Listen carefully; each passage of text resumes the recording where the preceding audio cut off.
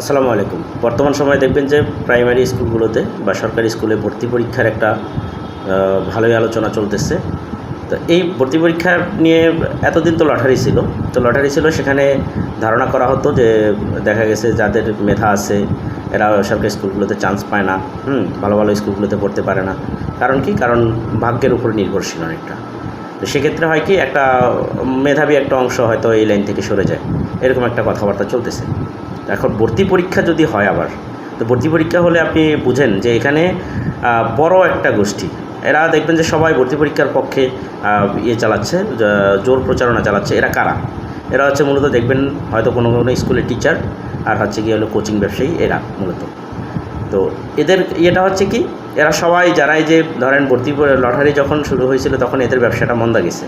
এখন আবার যখন ভর্তি পরীক্ষা শুরু হবে তখন হচ্ছে গিয়ে হলো এদের সেই পুরানো সেই ব্যবসাটা আবার রমরমা হয়ে উঠবে।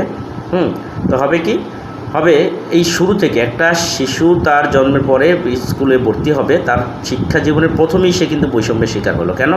কারণ দেখা যাবে কোচিং ব্যবসাটা যখন অ্যাভেলেবেল হয়ে যাবে, যাদের টাকা আছে তারা কোচিং করাইতে পারবে, যাদের টাকা আছে তারা গার্ডিয়ানরা এক এক শিক্ষকের কাছে দৌড়াইতে পারবে। কিন্তু যাদের টাকা নেই বা যাদের তো এরকম কোনো সামর্থ্য নেই, তারা দেখা যাবে যে আর শিক্ষকের কাছে দৌড়াইতেও পারবো না।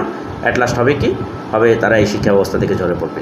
এই জন্য আমি মনে করি যে অন্ততপক্ষে লটারি পদ্ধতিটা চালু যদি আপনারা নাও করেন, তো অন্ততপক্ষে ভর্তি পরীক্ষার সিস্টেমটা চালু করেন না। এখানে গিয়ে হলো আপনারা একটা পদ্ধতি চালু করতে পারেন, সেটা হচ্ছে আপনারা অনেকেই দাবি করেন, হাসনাত আবদুল্লাহ যেটা বলছে যে একটা সময় এসে মেধা পাওয়া যাচ্ছে না।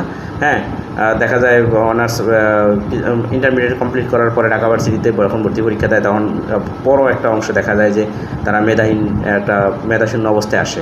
তো এখন আপনারা যদি মেধাবী তৈরি করতে চান, এখন সরকারি স্কুলের আপনি দেখবেন প্রত্যেক বছর পরীক্ষা দিলেই শত প্লাস। এগুলো কি আদৌ তারা পড়ে রেজাল্ট করায়? এটা হচ্ছে কি হলো, এই পোলাপানগুলো দেখবেন যে বাইরে কোথাও না কোথাও কোচিং করে অথবা বাসায় টিচার রাখে। আর সরকারি স্কুলের টিচাররা যারা দেখবেন যে ম্যাক্সিমামই এরা হচ্ছে কি হলো, সবাই স্কুলে কোন স্বনামধন্য স্কুলটায় ভালোভাবে ক্লাস হয় আমার তো মনে হয় না। তো আপনারা এটা না করে আমি মনে করি ক্যাচমেন্ট এরিয়া অনুযায়ী অন্ততপক্ষে, যদি আমি বাংলাদেশের একজন সাধারণ নাগরিক হিসেবেই আপনাদেরকে বলতে পারি, বা এটা আমার একটা মতামত আমি বলছি, আপনি আশা করি অনেকেই আমার সাথে সম্মতি জ্ঞাপন করবেন। তো আমি মনে করি ক্যাচমেন্ট এরিয়া অনুযায়ী আপনারা স্টুডেন্ট ভর্তি করানোর পরে সেখানে স্কুলে তাদের মেধাভিত্তিক অনুযায়ী মেধা অনুসারে তাদেরকে বিভিন্ন ক্যাটাগরিতে ভাগ করে টিচাররা ঠিকঠাক মতো ক্লাস করে কিনা এটাকে প্রপারলি মনিটরিং করেন, দেখবেন যে মেধা আবার ফিরে আসবে। শিক্ষকদেরকে ফাঁকিবাজি করতে দিয়েন না, দেখবেন যে